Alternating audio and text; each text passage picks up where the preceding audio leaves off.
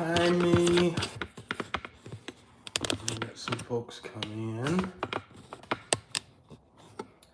Let me just say what's up to everybody. Because when you watch this on replay, you don't want to just see me sitting here. Oh man, okay. What is up? I probably should have grabbed my remote. That thing is bright. Holy cow. I got my softbox out here. It's not so soft right now. This light is bright. All right, might need to get my remote. Should I get my remote? Yeah, let me get my remote. I'll take you in with me real quick. We're coming back out here to the Stelvio QV. See, it's on jack stands and the ramp. Let me run inside real quick. Ooh, where's my remote? All right, let's get this remote. And there we go. Remote in hand. It's getting darker out. And yeah, the M3 is actually sitting outside. So just gonna be me and Alpha today talking back to dailying the M3.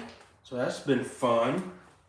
That's been super fun. All right, let's tone you down a bit. There we go. I think that's a little better. Yeah, that's a little better. Man, this thing is bright. I didn't realize how bright it is. Then I do have the other light on too. It's kind of making it a little yellow. Let's see. Okay, then maybe this isn't too bright. Hey, let's come back. Okay, that's better. I don't too much care for that yellow-ish hue. All right. Let me pull this thing. You know what? Let me open up the iPad so I can see the comments. Let me see y'all in the comments. It's kind of hard to track it on here. Let me try this. Okay, nothing right now. Whoop, drop the remote. All right, let me just pull it up on here. That way I can see and engage. You know what I mean? All right, man, in the meantime, what's going on with everybody? What's going on with y'all? What are you driving? What cars are you driving? Like I said, there's the Alfa Romeo Stelvio Quadrifoglio, mouthful, behind me. I'll get more into what's going on with that in just a moment. But what are you driving, y'all? Buzzville, USA, what's going on? Long time. How are you all doing? Diego, hello. How are you? How is everyone? Holy cow. Hope you all are having a good evening. Where are you all from? It's Wednesday evening here, Central Time. What's up, Mr. Maintenance Man? How we doing? Jacqueline Moore, what's up? How are y'all doing? Welcome to my live. I appreciate y'all stepping in. I'm just kind of welcoming you all in right now. Massachusetts, that's what's up. Is it cold there? Is it cold there? Manuel, what's up? Texas, you're in Texas, bro. Where about? I'm in the Austin area. Mr. Maintenance Man from Texas. You said from. Are you from here? I'm not from here. I've lived here a few years though. South Dakota now, what's going on? South Dakota, Motoring USA. Man, y'all from all over the states in here. I appreciate it, man. I appreciate the sub. Edinburgh. Okay, Edinburgh. All right. I've heard that. I don't remember where that is, but I've heard it. Is it Edinburgh or Edinburgh? I'm going to say 1 Edinburgh, Edinburgh 2. I'm going to say that. And you can say 1 or 2 as to which one it was. Cold up there, man. I bet, bro. I bet. Manuel, I appreciate it. Thanks for subbing. Reese, what's going on? From New York, Jacqueline, New York. So it's cold up there too. Favorite color? Man, I think it's red. But I ain't gonna lie. I like a lot of blue. I like a lot of like blue and purple, but for some reason red is always popping up and stuff. Close to Mexico, RGB. Okay, got it. That's what's up. What's your favorite color, Reese? What's your favorite color? That's crazy. That's crazy. All right, so I don't know what you all know about Alfa Romeo Stelvio Quadrifoglio. It's a whole mouthful. That clover right there, that basically lets you know when you see this car, it's got the 2.9 liter V6 motor. So it's pretty fast. It's pretty fast. Hey, Jacqueline, I appreciate that. Thank you all for subscribing. I appreciate you for subscribing. Thank you. I appreciate you. Yeah, I've been working on this car lately. I've been doing more driving in this car than I have been working on it. At least a couple of maintenance items that I've been wanting to do. Hey, appreciate it. It's my my alma mater, my University of Wisconsin Parkside baseball cap. I played ball and not play ball, but I coached baseball there. Dropping phones and stuff. But yeah, I've been doing a whole lot more driving. Appreciate that. I appreciate that. I love this thing. This thing is stupid fast. It is way faster than I even imagined. When I got it, I was trying to get an X3M comp. I have a BMW M3 sitting outside in the driveway now. I needed the space so I could get under here and work. But I needed something fast, and in the winter, I moved here from Wisconsin. So I wanted something to drive in the snow because I didn't drive my M3 during the winter. It stayed in the garage. It was stored. So I couldn't find the X3M competition. I can't even talk now. The X3M competition I wanted, which was basically, I can't remember the blue that it's called, a Masano blue or some kind of blue. And I wanted secure orange. Like, that was the non-negotiable. I wanted secure orange interior. I didn't care for black. I have red, Fox red in the M3, and I wanted something different from black, so secure orange was like the way to go. But I could not find that color combo. I found, I think, Donaton gray or Brooklyn gray, whatever gray was out at that time. Bunch of grays, bunch of blacks. There might have even been a Toronto red at that time. I wasn't into red as an exterior color just yet. So few months went by, I never found the X3M comp, and ended up with the Alfa Romeo Stelvio a couple of years ago. I think I bought this in March of 23, something like that. Scrolling right now, car behind you looks super nice. Yeah, it's the Alfa Romeo Stelvio Quadrifoglio. So that's the SUV I'm talking about right now. Stupid fast. It's a twin turbo, 2.9 liter, twin turbo V6. You'll hear people say it's Ferrari inspired or Ferrari derived.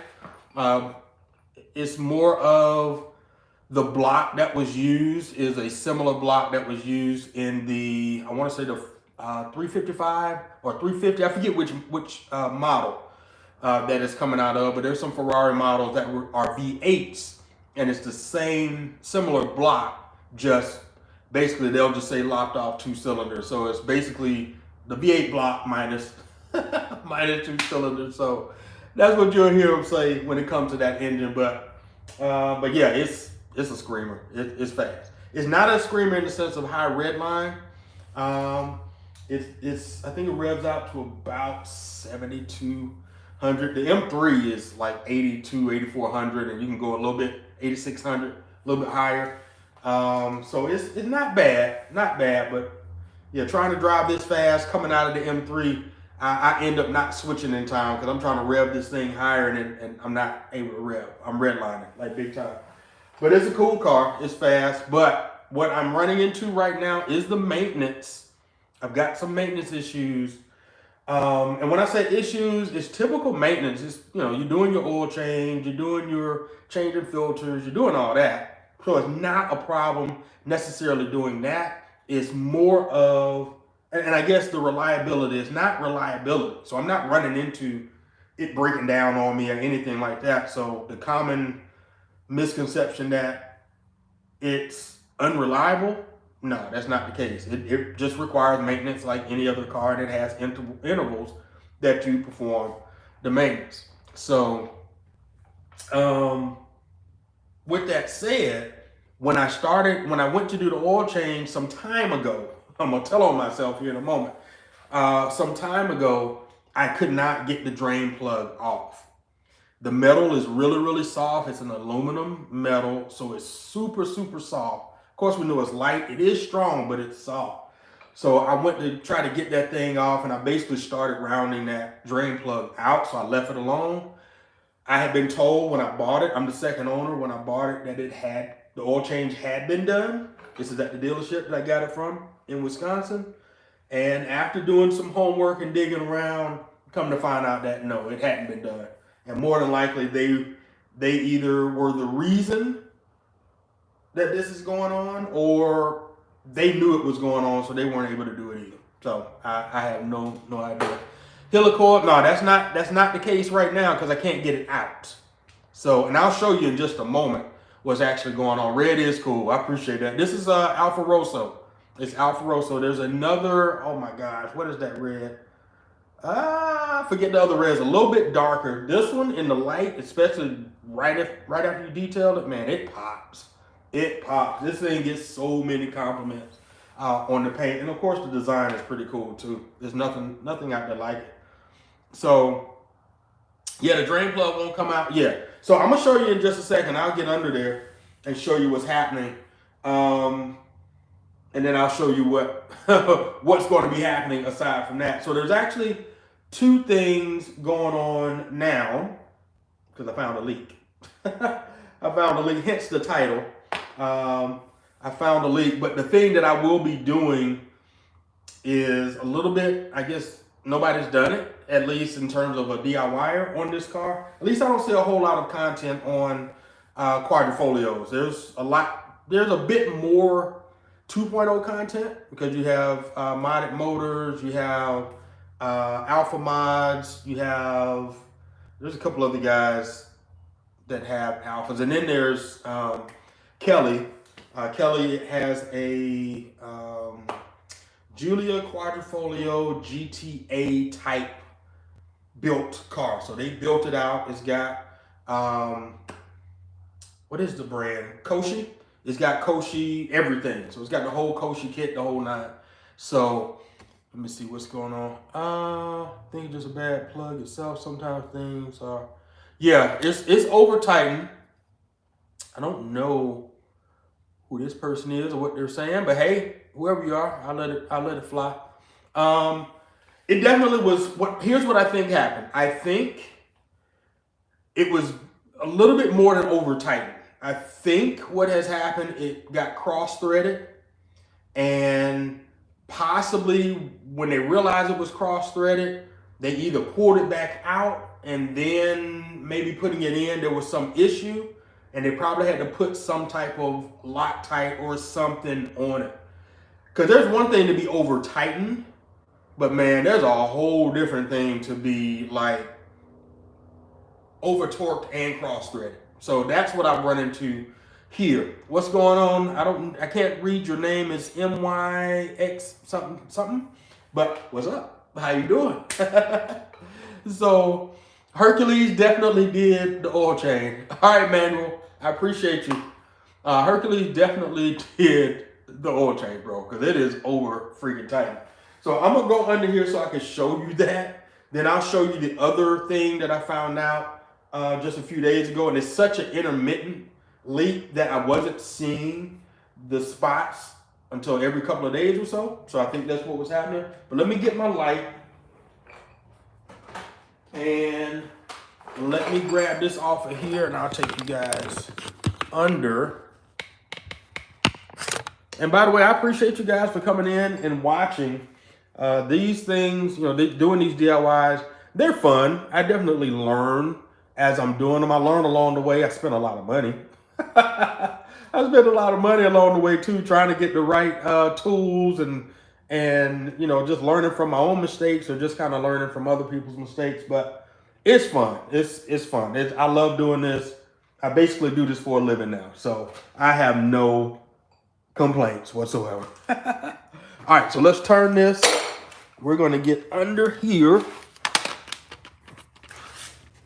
and you'll get a chance to see. All right, all the covers have been, hold on, let me make sure I'm not turning. All the covers have been removed. Just a couple of, one's a felt cover, Yeah, just a felt cover. So, all right, sliding under here now. There's my transmission pan there. Here's the oil pan. There is the drain bolt. We are more than rounded off now. And this, again, is after several attempts. Let me make sure I got, there we go. This is after several attempts. I've used the Husky brand. I've used Milwaukee brand. And then I just bought a Snap-on brand because what the guy was, what a certified Alpha mechanic was saying, that the way the Snap-on socket is made to grab from the center out, whereas the other ones were made to grab on the outside. So it's basically rounded off. It got a good grip this last time, but yeah, I thought I was gonna be able to get it. I thought I was gonna be able to crank this thing off, and it did not happen whatsoever. No, we're not gonna do any pipe wrenches. So the thing is, this thing is aluminum. So we have to remember, this is not steel. Steel is not as pliable as aluminum is. So you get to cranking on this stuff, and already the concern was torquing, trying to get this off was going to warp or do something to the pan and crack the pan. So the typical measures that you would take to get stuff off, like on a Ford or GM product or anything like that, that's made of a lot of steel, that's different. These things aren't made of steel. You gotta remember, this thing is super fast. They want the lightest material that they can put on here. So this stuff is super soft. And remember, this is a magnet. That does not stick to this stuff. Magnesium, aluminum doesn't stick. Now, the ring on this guy right here, sticking a little bit, but that's about it. But yeah, so that's the deal with that. So here's what I have looked at, and I considered this before. Now, if you've been following the channel, I had to drop the subframe on my M3 because a couple of different things happened, but I ended up needing to replace the gasket on the oil pan. And because I was already there doing the oil pan, I ended up doing the rod bearings. That's a whole different story. That was a successful job, and the M3 took it to SEMA, the whole nine, drove it from here to Vegas and LA back in November. So very successful. Because of that, it led me down the rabbit hole of, let me move this. Can I do the same on here? Will I need to drop this subframe to get to all of the bolts? Because that's the reason why I had to drop the subframe.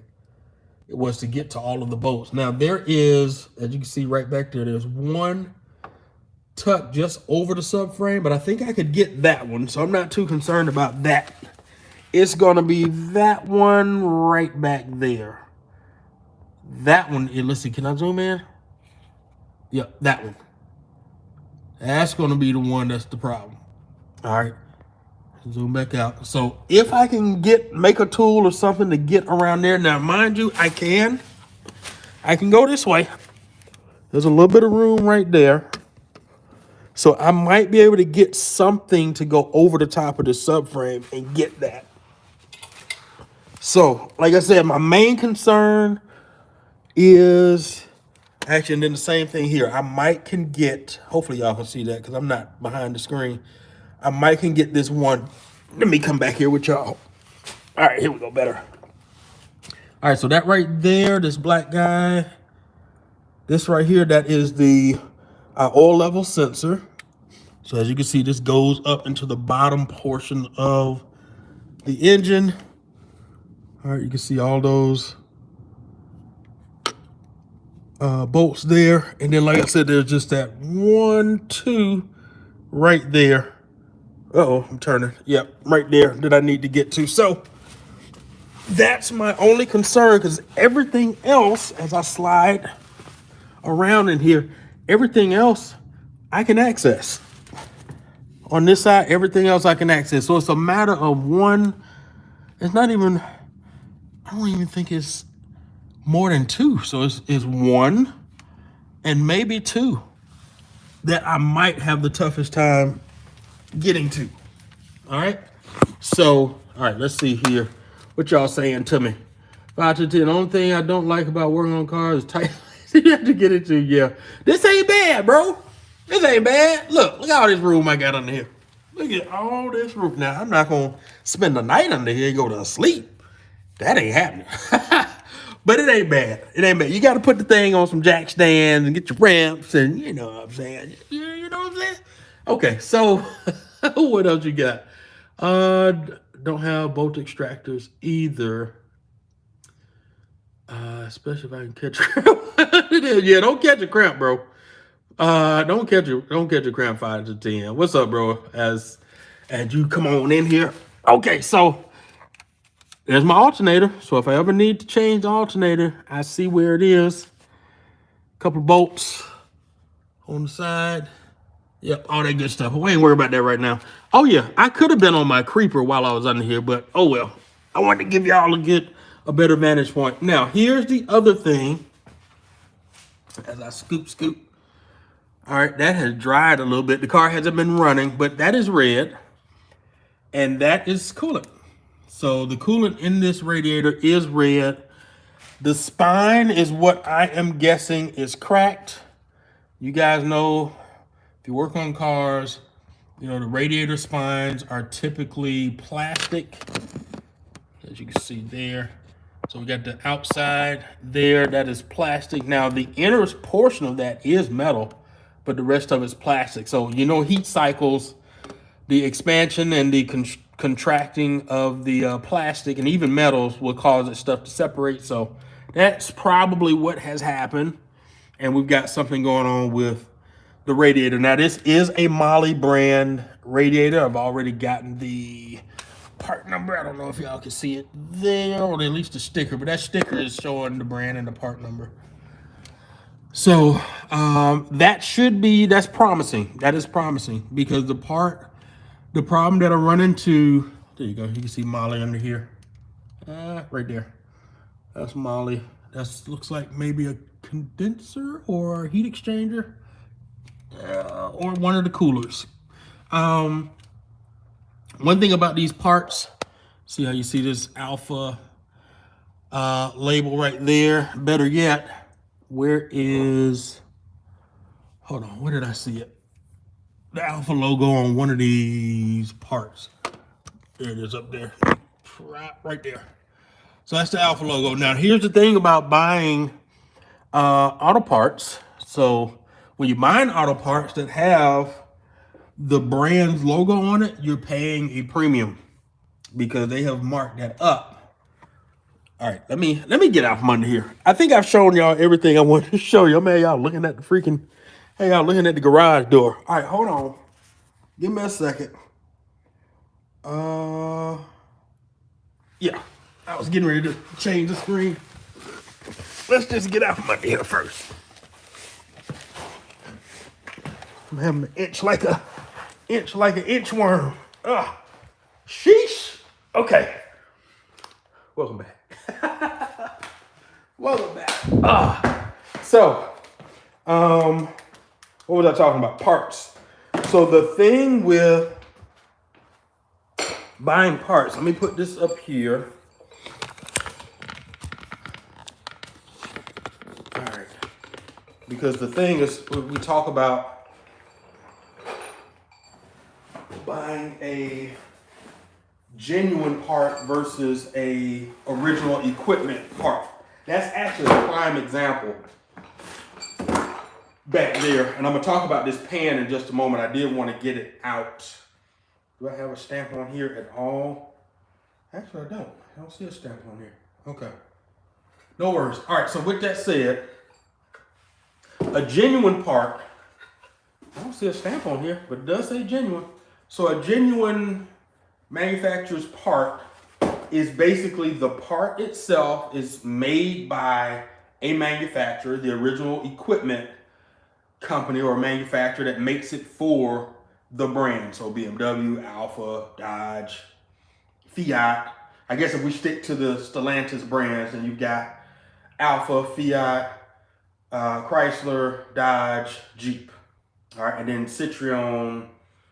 Is Citroen under the line? I might be wrong when I said that. Peugeot, and there's one more. Peugeot and somebody else. Citroen, I can't remember. There's one more that I think I'm leaving out. But when you get a part and it has that stamp or it has that logo or whatever on there, then they mark that up. When you buy that same part, like let's say that radiator I'm talking about, as long as I can find the radiator sold by Molly or somebody that sells that. Like if I'm buying, Molly makes products for all, a lot of manufacturers. So if I bought a Molly something for, I thought I had something sitting over here, for the BMW. If I go through ECS Tuning, I can buy the genuine filter. It's Molly, genuine filter with the BMW logo, or I can buy the Molly filter. It's the same filter, it just does not have the BMW's logo on it. I'm going to pay less. That's just how that works. I'm going to pay less. So if I can find that radiator, that Molly radiator, then I'm going to pay substantially less than what I will pay if I have to buy it with that logo. And that doesn't matter if I buy it from the dealership, if I buy it from Alfisimo, if I buy it from Madness Auto Works. It doesn't matter who I get it from. If it's got the genuine logo, I'm paying more. If it's just the brand, the OE manufacturer, in this case Molly, I'm going to pay less. All right. I'll use the oil sensor, the oil level sensor as an example. The oil level sensor, I think, is made by Technic. I think the brand is Technic. I think they're out of UK or something like that. Something Technic or just Technic. I'm talking about the one on the M3 actually. The genuine brand was, I want to say it was like 175, 189 bucks. The Technic brand, the same manufacturer that made it, the OE manufacturer, I think it was like 80 bucks. So I'm paying basically about 50%. I'm paying half the cost to get the OE part. So that's all I'm saying. So back to the oil pan. So I already bought this oil pan. I bought it last year. Now I bought it last year because at that time I had already run into that issue. I was making mention earlier, and I got lost in the sauce a little bit. I made mention earlier that the dealership told me they had done it. I kind of went off the fact I was going to do it anyway. So I bought the car at like 32 something thousand miles. I think within the first couple 100 miles, maybe even 1,000 miles, I was getting ready to do the oil change. I had already taken everything else apart, and I got down to the bottom, getting ready to crank off the drain plug, and that's when I ran into that issue. So I just backtracked. I said, you know what? They said they did it. I'm just going to go with it. I'll run it the next interval, and then I'll change it. So basically, I didn't end up having to change it, and then I went to try it again. Couldn't get the plug off. So here we are. So that's why I ended up buying the pan already. Now, I'll say this. When I first got this pan, I went to take this drain plug out. Man, it took some work to get it off. And it's not, nobody has cranked that down on here. All right? Nobody has cranked it down on here. It literally, I believe, might have something to do, not only with the bolt. Let me get this plug out.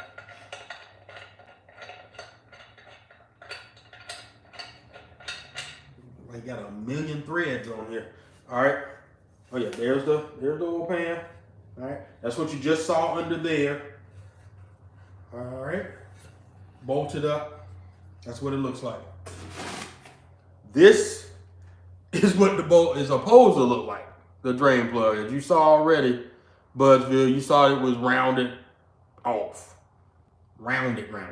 So that's what it looks like. Now, even this, when I took it out of here, it did not want to come off. Holy cow. So I literally had to put some muscle into taking that off. So here's what I think it is.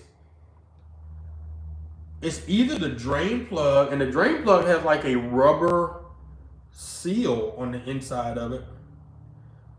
So it's either the washer itself isn't doing the best job, Maybe that's cooking and then getting stuck. That could be it. Or it's just that it only takes a little bit to over torque this, or just strip it to begin with, and then it doesn't want to back out. I think that's it. I think that's it. I think that's just it's a design or material flaw, I think, in this, let alone this pan being aluminum. That's my guess. If anybody else got any guesses, more than welcome to put it in the chat. More than welcome to put it in the chat. All right, do I have any? All right, let me make sure I didn't miss any comments or anything like that. Do I have any questions, concerns, or anything else that anybody may have wanted to share about the find? And this right here, you know, these are just a couple of the things that I'm doing to this Stelvio Quadrifoglio. And mind you, like I said earlier, there's a few more people that are doing 2.0 content than I believe doing QV content. I may be the only QV DIY in the Alfa community. I could be wrong. I just haven't found them yet if there's anybody else that owns a QV.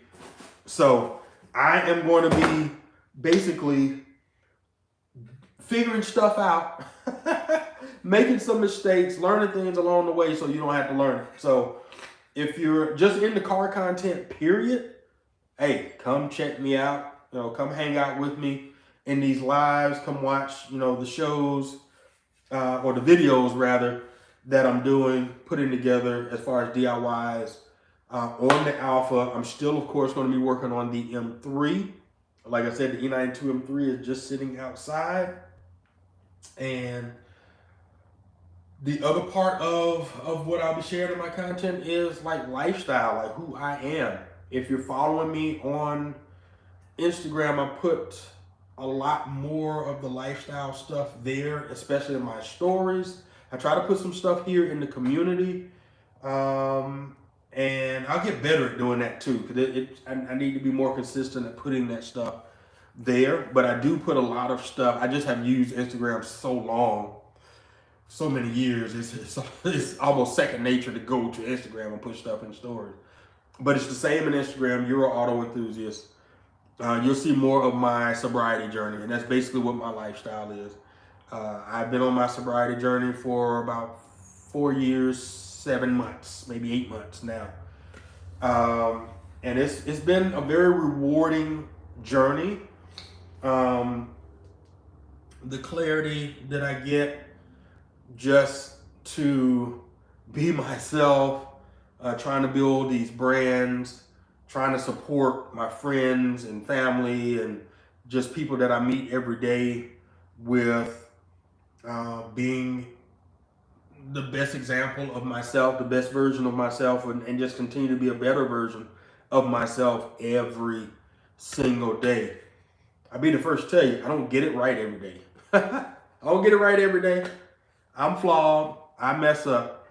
But I just learn how to own it as best as I can, learn from it as fast as I can, and do my best not to do it again and just do it in a better way, whatever that way is the next time around. So, but yeah, that's the lifestyle content that I will be sharing there. And also sharing here. Like I said, I'll share more here, but for the most part, I want to make sure that I enjoy turning a wrench on my cars. That is part of my healing too. I enjoy doing it because it keeps me sane. It brings out the little kid in me, the little boy, the little version of me that loved cars as a kid, rolling around on the floor, making the cars move and make car sounds and all that stuff. That was the kid that said, I will never stop playing with cars. I remember that. I remember that to this day as if I just said it. I remember him saying that. So this is me living that truth for him. So my opportunity to play and work on and drive and do all the things with the Stelvio QV BMW M3, that's me living up to my younger self, you know, the kid in me. So I hope that the content and that I make is a blessing for you all, not only to be able to work on your cars and then enjoy some car shows, things like that, but just sharing my energy, my love, and just putting some good stuff out into the world, man. We got enough negativity and division and all the stuff happening in the world. I don't want to be a part of that at all. I don't want to be a part of that in any way, shape, form, or fashion. So anything that I do on the channel is to bring us together. It's for community. It's family. Like, I know everybody in here drives. Anybody that's in here live right now, or anybody that will watch the replay, we all drive different cars. We love different aspects about cars. Some people, of course, are going to feel that manuals is the way to go over manuals over automatics, or dual clutch or whatever. EVs over, or petrol over the other. It doesn't matter. It doesn't matter. I think at the end of the day, we all love cars, and it's not about one being better than the other, because if we got to be really sincere, everybody's reason for something being better in their for them is by way of their own experience. It's by way of what they need right now. I have a repaired knee from a ruptured patella tendon playing sports, military, the whole nine. And I grew up driving manuals. I love driving manuals. But that's not, I don't get the joy of driving a manual and flexing this leg all the time and pushing against the clutch. It's not that I don't love manuals. I'm just going to prefer to get an automatic or a dual clutch before I get a manual. Now, if I get a manual, that's all I've got. Now, if I'm on the track, it's for an event, an autocross or something like that, of course, I'll hop in one and I'll drive it, but that's just for that short period of time. To daily drive a 3-pedal car, that's just not good for me. So that's what you got to kind of take into account when you're on somebody's channel, someone's page, and someone wants to get into the comments and say manual is better than the other, or even you want to get in the comments and say manual is better than automatic, or automatic is faster, or whatever the case is. It's all subjective. It's all subjective to the person. So that's why I say it's about community for me. It's not about who's the fastest. It's not about which one is the best. It's how can I help you? How can we help each other with whatever the common goal is? I'm going to leave with this last part right here. One of the things I loved about learning how to turn a wrench on my first car, my truck, my Dodge Dakota, when I was in the Navy, was that we had an auto skill shop on base. I got stationed, my first duty station in Naval Air Station Oceana in Virginia Beach. I worked on aircraft, actually. I worked on FA-18s, aviation electrician. So I did wiring and troubleshooting computers and all sorts of stuff on FA-18s. So, and I didn't really know how to work on my truck. Like, I knew how to, if I needed to change a tire, I could do that. If I needed to check the air, or stuff like that, I could do that. If a fuse went bad, I could do that. But doing an oil change, I hadn't done. Changing spark plugs, filters, hadn't done. Changing radiator, none of that stuff I had ever done. After a couple of months of working on FA-18s, being up in these wheel wells, on top of the surface of the flight systems, of the structural portions of the plane, upside down in the cockpit, working on the avionics cooling fan. Like, I would spend hours on hours on hours troubleshooting and working on these fighter jets. I remember when my Dodge Dakota started having starting issues, and I knew it was either the battery, I knew it was the starter, and I understood the concept of how the car worked. So I knew it was either the starter or the alternator or battery. And after going through all the troubleshooting, I figured out it was the alternator. I was going to take it to a shop. I was going to take it and get it fixed, but I was like, no, you know what? I spent all this time working on these multi-million-dollar aircrafts for the Navy. Surely I can work on my own truck. I shouldn't have to pay somebody else. That was like my masculinity was talking in. I I shouldn't be paying no other dude to work on my truck. So that's when I decided to work on my truck for the first time. There was even a lesson learned in that. I successfully got the starter replaced, broke some other stuff in the process. Nothing major. Forgive me if you hear me nasally. My allergies are acting up with this season. So I figured it out. Everything was good. I was good. But what ended up happening after that was the guys that I was talking to in the shop, everybody had different cars. Like I had a guy that had a Lexus IS 350 or 250, whatever it was at that time. Some guys had Jeeps, like they had like the CJ, old school CJ Jeeps. You had guys that had big trucks. You had guys that rode motorcycles, every luxury cars, SUV, you name it. Everybody drove something different. But one of the things that we loved doing was when we would go to the auto skill shop, somebody would have a project and we all would pitch in and help each other out to work on their project. It could be brakes, it could be an oil change, it could be pulling a dent out, it could be any number of things. It could be somebody putting on a whole exhaust system. So that's when I realized, I was like, you know what? The automotive community, the car community is that. It's a community. It's family. It's not about who the fastest is. I get it. We all are competitive. I played sports. I'm super competitive. And I get it. If you're trying to win races and you're getting on the track and you're doing rolls, you're doing digs on a drag strip, you're doing autocross and all that, I get it. I get the competition. But when it comes to daily driving, like, come on. We're just out having fun. We get from point A to B, but we having fun doing it. We having fun doing it. So at the end of the day, the car community is about that. It's about community. It's about family. Yeah, I know. We can talk. We have fun. We can say who's the fastest. And I'm not saying we can't do that. I'm just saying don't get all emotionally butthurt and just so like it's yours is the only way or yours is the only one. That's not the case. That's not the case. But the community I want to build here, the family that I intend to build here, is just how do we help each other? That's it. That's it at the end of the day. We got enough negativity in the world. We're not going to be divided in here. That is just not what we're going to do. We're not going to do that. So I wanted to share that story with you. Just kind of wanted to share with you where I'm going, where I'm at with the channel.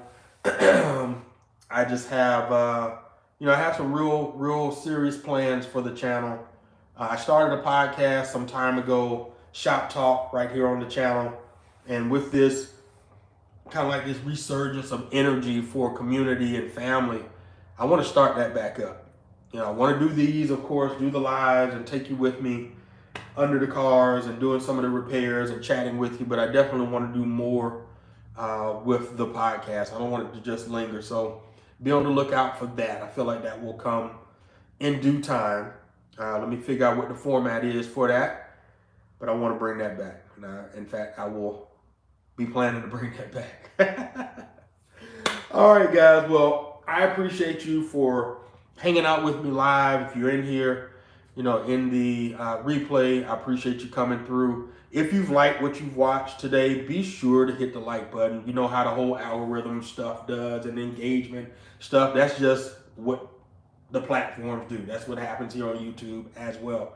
If you're not subscribed and you want to see more lives like this and any more DIYs on the M3 or on the Stelvio QV, or maybe even some after movies going to some car events, or maybe a vlog.